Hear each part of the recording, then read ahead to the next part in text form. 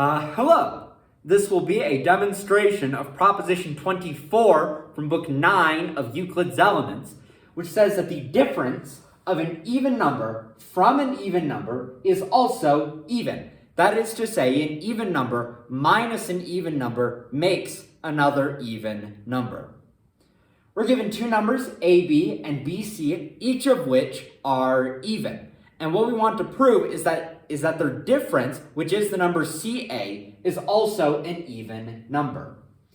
For since our two given numbers AB and BC, because both of them are even, we know that each of them has a half part, simply by definition of being even numbers. And because this is the case, that each of them has a half part, their difference, which is the number CA, will naturally also have a half part.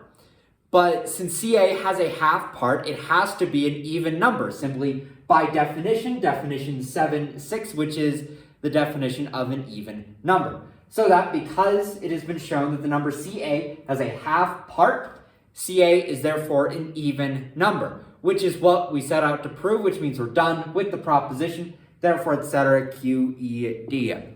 This is rather straightforward proposition, but I'll still go through an example anyways. Say we have two even numbers, 10 and 6.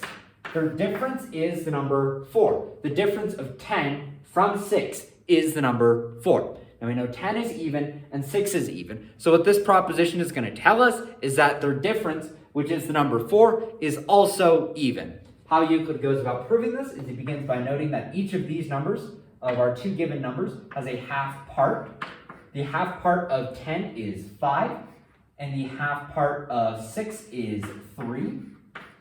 So what we're going to end up saying is that their difference will also have a half part, because we subtract 3 from 5 twice over. So we're going to have the half part of 5 minus 3, which is just 2 times 2. And that gets us the number 4. So seeing that the number 4 has the half part of 2, we can therefore say, just by definition, it is an even number. So we see that this proposition holds. That's all I've got to say about this one, so I'll end the video here and move on to Proposition 9.25.